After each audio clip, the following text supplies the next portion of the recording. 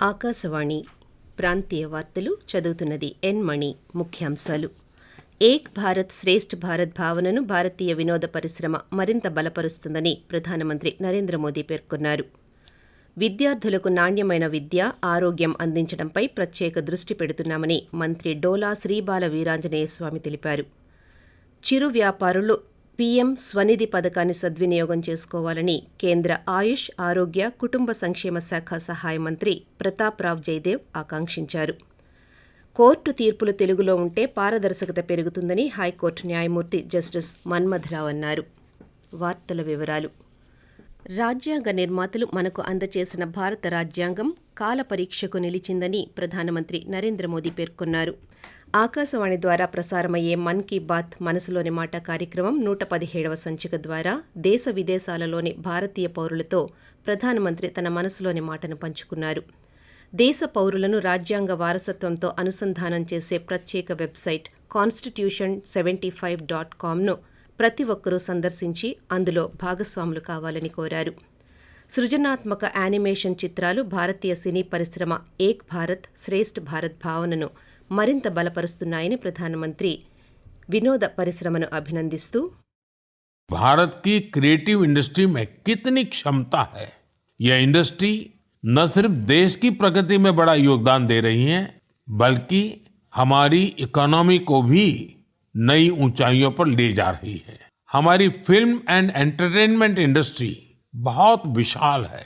देश की कितनी ही भाषाओं में फिल्में बनती हैं, क्रिएटिव कंटेंट बनता है।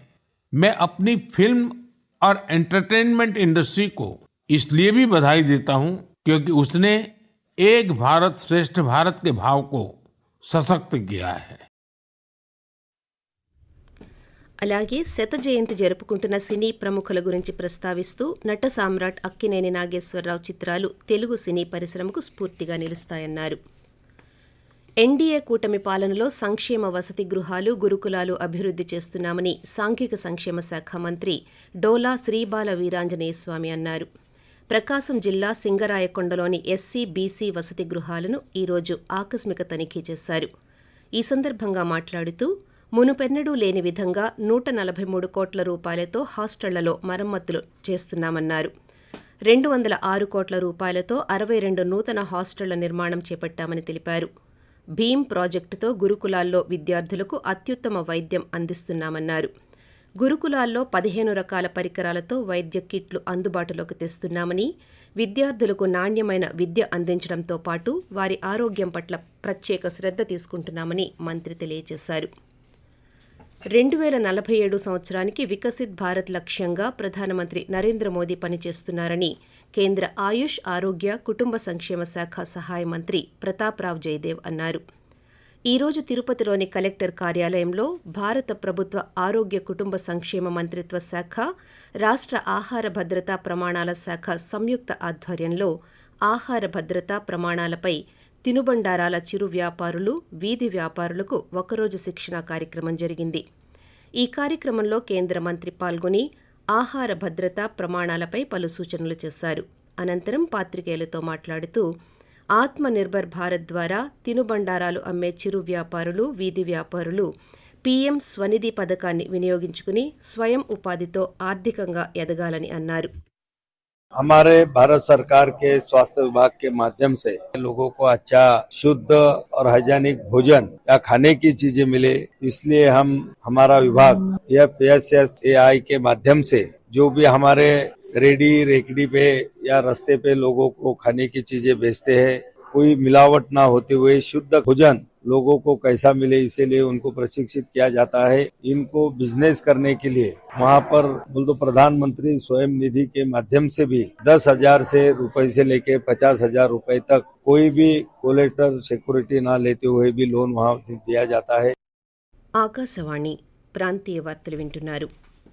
ప్రభుత్వ పాఠశాలల్లో 10వ తరగతి విద్యార్థుల చదువును ఉపాధ్యాయులు గమనించాలని పార్వతీపురం మన్యం జిల్లా కలెక్టర్ ఏ శ్యాంప్రసాద్ అధికారులను ఆదేశించారు. ఈరోజు సంబంధిత అధికారులతో నిర్వహించిన శ్రవణ మాధ్యమంలో కలెక్టర్ మాట్లాడుతూ, 10వ తరగతి ఉత్తీర్ణత శాతంలో రాష్ట్ర స్థాయిలో జిల్లాను తొలి స్థానంలో నిలపాలని కోరారు. కొద్ది నెలల్లో పరీక్షలు ప్రారంభం కానున్న నేపథ్యంలో ప్రతి విద్యార్థిపై ప్రత్యేక దృష్టి సారించాలన్నారు.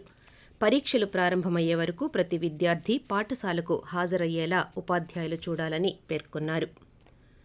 తెలుగు భాష అమల్లో లోపాలను సరిదిద్దుకుని ముందుకు వెళ్లామని హైకోర్టు న్యాయమూర్తి జస్టిస్ కె మన్మథరావు అన్నారు. అమ్మ భాషను మాట్లాడుదాం, ఆత్మాభిమానం చాటుకుందామని ఆయన పిలుపునిచ్చారు. విజయవాడలో ప్రపంచ తెలుగు రచయితల మహాసభల్లో 2వ రోజైన ఈరోజు నిర్వహించిన తెలుగులో న్యాయపాలన సదస్సులో ఆయన మాట్లాడుతూ తెలుగులో తీర్పులు ఇస్తేనే ప్రజలకు సులువుగా అర్థమవుతుందన్నారు. తీర్పు తెలుగులో ఉంటే మరింత పారదర్శకత ఉంటుందని జస్టిస్ మన్మథరావు పేర్కొంటూ, కక్షిదారులు ఒక న్యాయవాదిని నియమించిన తరువాత విచారణలో సమర్థవంతంగా పాల్గొనడానికి కక్షిదారుడు తన శక్తి మేరకు కృషి చేయాలి. తెలుగులో ఉంటే ఆ పారదర్శకత, మనం ఇంతకు మించి ఈ పై కేసులకు వెళ్ళగలమా, పరిస్థితిని అర్థం చేసుకోగలిగే అవకాశం కూడా ఉంటుంది. లిటిగేషన్ ని తగ్గించుకునేదానికి కూడా అవకాశం ఉంటుంది ఈ తెలుగులో వచ్చిన దాని వల్ల తీర్పుల్లో అన్న అంశాన్ని గుర్తించగలగాలనేది నా ప్రధానమైనటువంటి ఉద్దేశం. సంక్రాంతి పండుగ సందర్భంగా ప్రయాణికుల రద్దీ దృష్ట్యా ఆంధ్రప్రదేశ్ రాష్ట్ర రోడ్డు రవాణా సంస్థ ఏపీఎస్ఆర్టీసీ ప్రత్యేక బస్సులను నడపనుంది. విశాఖపట్నం నుంచి దూర ప్రాంతాలకు వెళ్లే ప్రయాణికుల కోసం 1000 ప్రత్యేక బస్సులు నడపనున్నట్టు ఈరోజు ప్రకటించింది. వీటిలో దూర ప్రాంతాలకు 200 సర్వీసులు, విజయనగరం జోనల్ పరిధిలో 800 బస్సులు నడపనున్నామని వెల్లడించింది. విశాఖ నుంచి Garuda, Garuda plus, Amaravati, night rider, cruise, ultra deluxe సర్వీసులు దూర ప్రాంతాలకు నడపనున్నారు. విశాఖలోని ప్రభుత్వ కింగ్ జార్జ్ ఆసుపత్రిలో అనేక ప్రాజెక్టులకు శ్రీకారం చుడుతున్నామని ఆసుపత్రి సూపరింటెండెంట్ డాక్టర్ పి. శివానంద తెలిపారు. గడిచిన 6 నెలల్లో చేసిన అభివృద్ధి, నూతన సంవత్సరంలో చేపట్టబోయే కొత్త ప్రాజెక్టులను ఆయన పాత్రికేయులకు వివరించారు. పవర్ గ్రిడ్ సంస్థ వారు ఇచ్చే కార్పొరేట్ సామాజిక బాధ్యత సిఎస్ఆర్ నిధులు 35 కోట్ల రూపాయలతో కొత్త క్యాజువాలిటీ బ్లాక్ను తీసుకురానున్నామని వెల్లడించారు. క్యాజువాలిటీ బ్లాక్, ఓపీ బ్లాక్లకు ఆనుకుని రోగులకు అందుబాటులో ఉండేందుకు పక్కనే ఎక్స్రే సేవల కోసం కొత్త ప్రాంగణం నిర్మిస్తున్నట్టు తెలిపారు. దీనికోసం పోర్ట్ ట్రస్ట్ అథారిటీ ₹1 కోటి విరాళం అందిస్తోందని పేర్కొన్నారు. అక్రమ బియ్యం రవాణా ఆరోపణలతో గత నెల 11వ తేదీ నుండి కాకినాడ పోర్టులో నిలిపివేసిన స్టెల్లా నౌక నుంచి అధికారులు రేషన్ బియ్యాన్ని పూర్తిగా అన్లోడ్ చేశారు. ఈ నౌకలోని 1320 టన్నుల రేషన్ బియ్యాన్ని 2 బ్యార్జీల్లో ఒడ్డుకు చేర్చి పౌర సరఫరాల శాఖ అధికారులకు అప్పగించారు. ఈ బియ్యాన్ని యాంకరేజ్ పోర్టు గిడ్డంగిలో నిల్వ చేయనున్నారని తెలియజేశారు.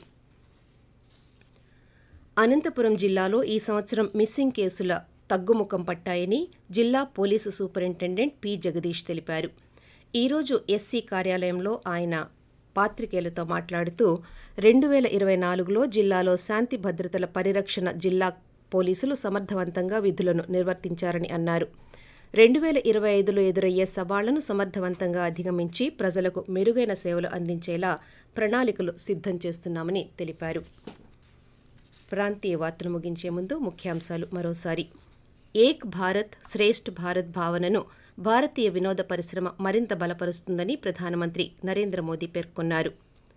విద్యార్థులకు నాణ్యమైన విద్య, ఆరోగ్యం అందించడంపై ప్రత్యేక దృష్టి పెడుతున్నామని మంత్రి డోలా శ్రీ బాల వీరాంజనేయ స్వామి తెలిపారు. చిరు వ్యాపారులు పీఎం స్వనిధి పథకాన్ని సద్వినియోగం చేసుకోవాలని కేంద్ర ఆయుష్, ఆరోగ్య, కుటుంబ సంక్షేమ శాఖ సహాయ మంత్రి ప్రతాప్ రావ్ జయదేవ్ ఆకాంక్షించారు. ప్రాంతీయ వార్తలు ఇంతటితో సమాప్తం. తిరిగి 8:30 జాతీయ వార్తలు వింటారు.